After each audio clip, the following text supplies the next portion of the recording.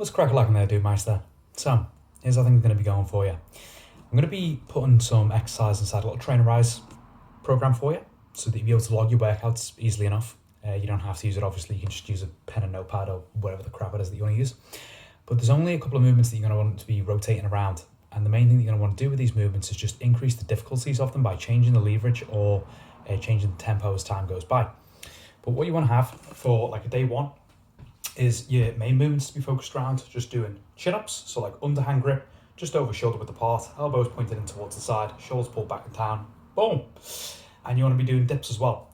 Now, if you don't have an apparatus to be able to do dips on, which I think you said that you do, then it's pretty easy. Like all you're going to need to do is find the corner of a counter or something like that. I mean, I have a set of gymnast rings outside, but this is just the bloody kitchen surface, and it's going to work the same kind of way if I just go towards the corner of the counter, dive on there, and boom.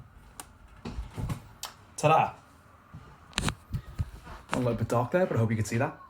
So yeah, chin-ups and dips is what you're going to want to be the focus one day, and the thing that you're going to want to be the focus for the other day of training that you're going to be doing is wide grip pull-ups and a pike press-up as well, unless you can already do handstand push-ups.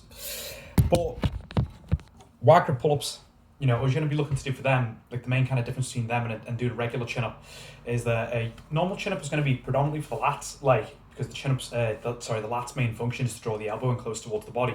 But if you do a wide grip pull-up and you go towards the outside there, it's more going to be a predominantly upper back movement that you're going to get into.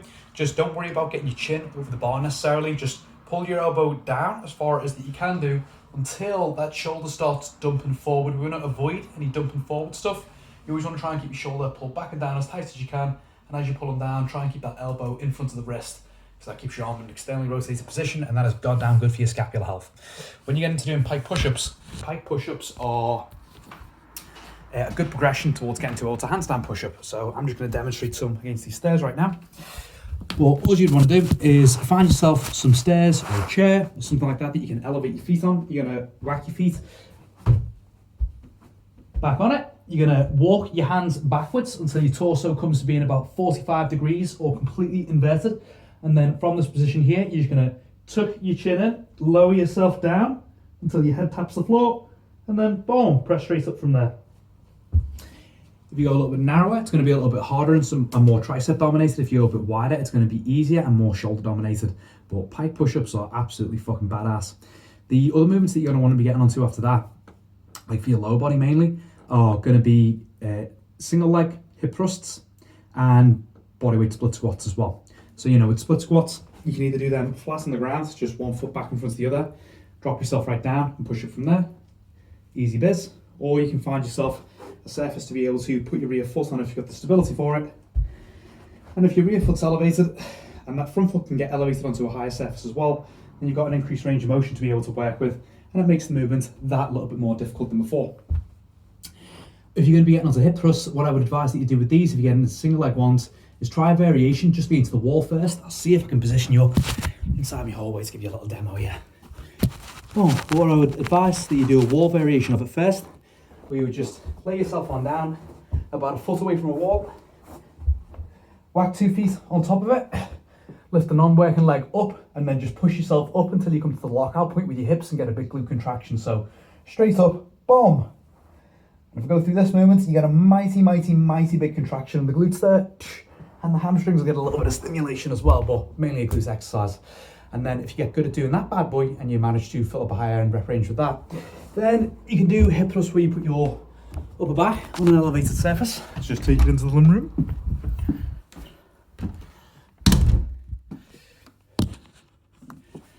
So like a couch at the end of a bed or something like that, upper back on the end of a surface. Get yourself out there. Ooh, I've gone dark.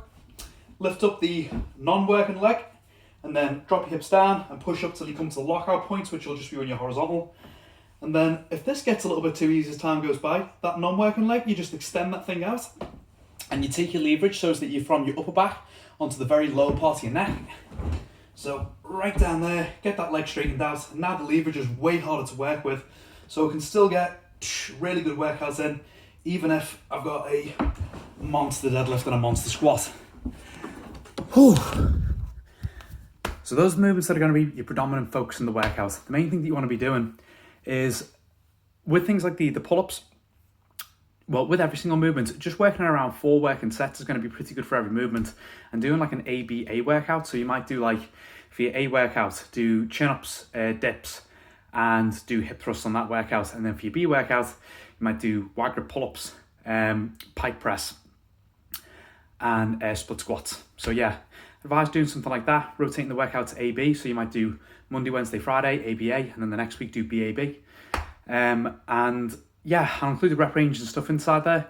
Just work until you've got to the, like, work with the variation that you can work with first. You know, if you need to use a band for pull-ups or anything like that, that's super, super cool, not a big deal.